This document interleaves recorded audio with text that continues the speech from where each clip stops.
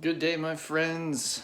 Welcome to Tiny Life Takeover, the tiny house with a view by the river, Chores edition. So, while I've said before, living in this tiny house is more than just building this myself with the help of my dad, but also it's living in it. And what that means to me is being mindful of the space you use, about what you consume, about the energy you use, the water, electricity, and everything else.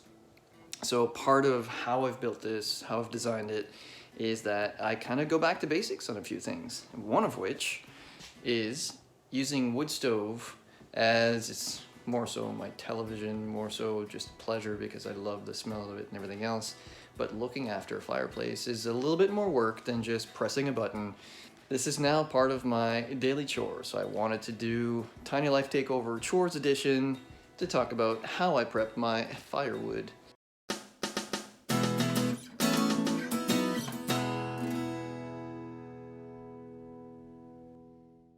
So here's what I'm starting with, the old classic half cord of wood. Love the smell of this stuff. All right, let's smell this.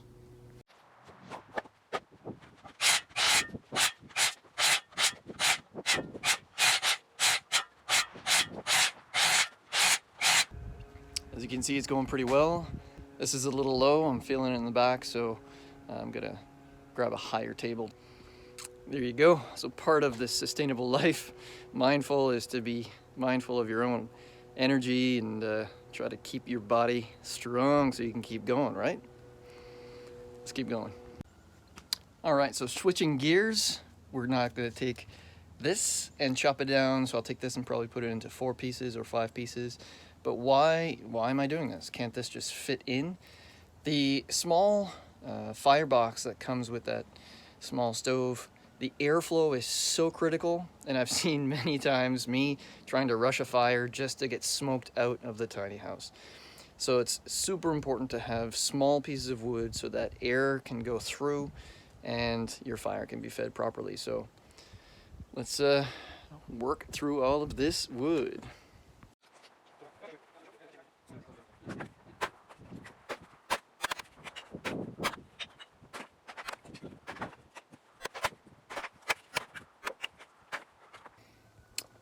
So one thing that I'm trying to do as I'm cutting up this wood is just inspect the wood, make sure that it's not rotten, because you don't want to burn rotten wood, it just doesn't burn well. But the other thing too is you want to check for bugs or anything, because I'm going to be storing some of it in the tiny house. And here's an example of one as I'm inspecting it. Here you can see there's little eggs in there. That's the kind of stuff that you want to avoid, and make sure you just burn that outside instead of bringing it into the tiny house.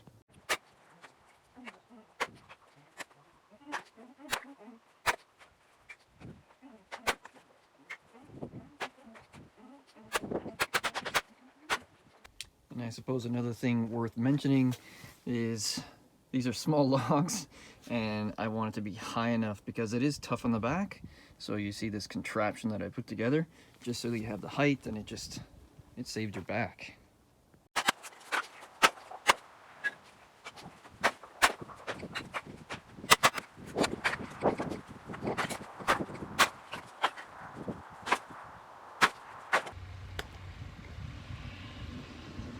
I don't know if you can hear my dad doing something in the background, but we draw a lot of similarities between just these monotonous tasks and the work that we do for a living. So I'm a software developer. So a lot of times I'll actually dream that I'm coding something, and when I wake up, my biggest fear is like, did I check it in to GitHub? But clearly I coded in my sleep. But I got to go through the thinking patterns, and so it does help. And my dad today, he's putting something together that we'll be able to put this firewood in by the door. And he woke up and he said that he dreamt all night that he was building this thing, only to realize that it wasn't actually built. But he had figured out how he was going to do it, so I guess same. As you can see, my dad's making his dreams come true, literally. It's good.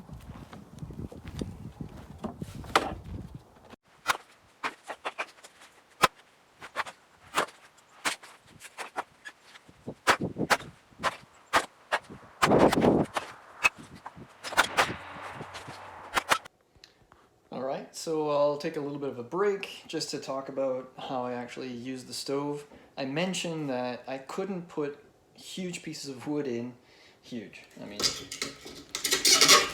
even like this is too big to start the fire with, if you know anything about fires. But like I said, I've been smoked out of this place. I'll play a small visual of what I mean. So basically, here's what I've discovered. Is I have to start with paper, break a bunch of that up, and I just start the flame just using paper. Because I don't know if it's the atmospheric pressure that's too much pressure for the smoke, or if it's cold. When everything is cold outside, the smoke is not able to penetrate that. Well, for whatever reason, the best way I've found is just to light a bunch of paper on fire first, just to get that flow going. And then I can add some kindling, which is just small wood. And then you can add some regular fuel. I used to teach kids wilderness survival back in the day, and it was like the hand rule. So wood as big as your pinky, and then you go gradually bigger to your thumb, and then the size of your wrist. So same principle applies. And let's see if we can start this thing up. Here we go for just paper. Let's see if there's smoke that comes out. On this particular model, there's this air vent that makes the air go in front of this glass to help clean it. So, vent is open. When we have a fresh air source that comes in, nice. And then when you can feel that heat, I'll just start adding some kindling.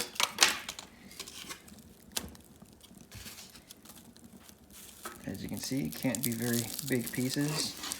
Here's some of the shiplap going in there. You can see a little bit of smoke coming out, but nothing like what you saw in that earlier video. Ah, that smell though. So I'll close the door and just let that catch a little bit. And by this point, you can see that some of the wood is caught. So then I'll usually put in a stick in at this point. The airflow is nice, and I'll let that go and adjust everything. We should be good. So one thing that I wanted to talk about was the backdraft that can happen. Sometimes when I would shut the door, there was like a suction or something that took the smoke out of it. So by adding some air exchangers to bring fresh air in, and also adding this air intake really helped. All right, back to it.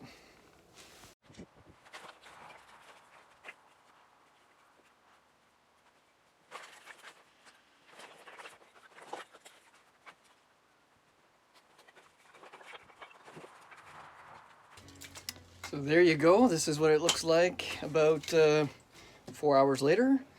Only if you've never done this before, know that that's the kind of time and commitment, but what an investment in a morning. My dad's helping me pile up the rest of it. This is going to be good during the winter, won't it? Yes, sir. Yes, All right. So that's it for Tiny Life Takeover Chores Edition. Let's find out what else needs doing. Till the next time, take care of each other, and God bless.